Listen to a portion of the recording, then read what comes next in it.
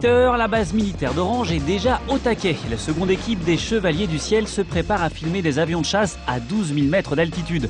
Le lieutenant Rallet donne les conditions de vol à ses pilotes. Si vous y comprenez quelque chose, alors là, chapeau. On a juste une couche, on doit en sortir à 4000 pieds. Après, on a un peu de tirail entre le 200 et le 270. Et par contre, ce qui est super important pour nous aujourd'hui, c'est les traînées. Il commence au 3,45 jusqu'au 3,90. Le spécialiste des prises de vue aériennes, c'est lui, Éric Magnan. Il va filmer des Mirage 2000 à plus de 600 km/h. Et pour suivre ces bolides, pas de mystère, il doit aussi être à bord d'un avion de chasse. Ces joujoux-là ont une puissance incroyable. Écoutez le bruit quand le pilote lance les gaz. Tendez encore un peu l'oreille, au décollage, on entend le kérosène crépiter.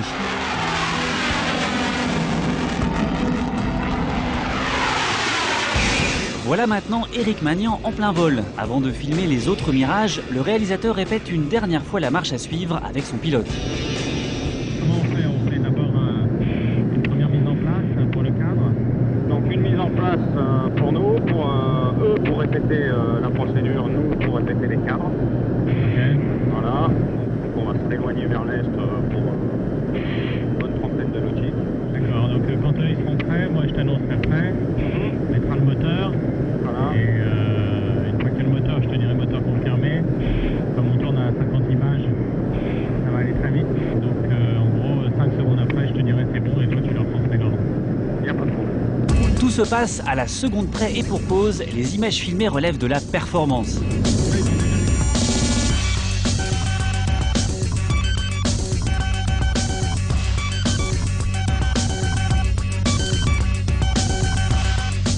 La référence, quand on parle de films d'avion avec des pilotes de chasse, c'est Top Gun. Et dans Top Gun, 90% des plans, c'est des plans du sol en fait. On ne le perçoit pas forcément comme ça, mais il y a très peu de plans filmés en vol.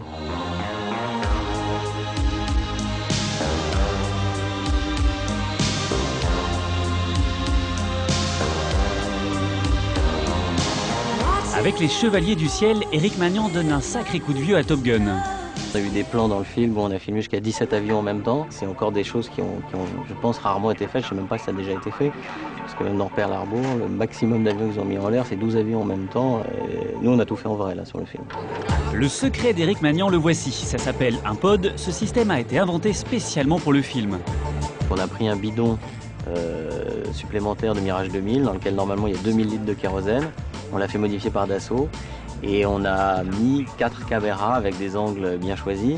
Et ces 4 caméras elles peuvent être pilotées en même temps de la place arrière. Et on peut filmer en simultanément donc avec ces 4 caméras.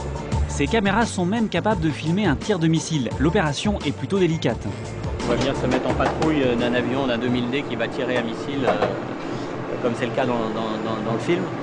Et on filme avec cette caméra latérale comme ça de côté.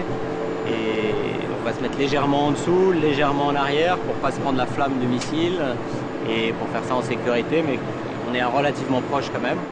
Proche, d'accord, mais les pilotes ne jouent jamais avec le feu. L'armée apporte son soutien au film en imposant ses limites à Éric Magnan. Il va nous demander, ok, rapproche-toi, rapproche-toi, rapproche-toi, jusqu'au moment où on lui dit non, là maintenant c'est terminé, on ne pourra pas faire mieux. Il n'y a pas de discussion, c'est ça qui est bien en fait. Voilà. C'est pas aller, non, là-dessus il y a un contrat de confiance qui est super. Nous, il sait qu'on ira jusqu'où on sait faire, mais on n'ira pas au-delà. Éric Magnan est un bel exemple de persévérance. Ce fou de l'image aime s'envoyer en l'air pour notre plus grand plaisir.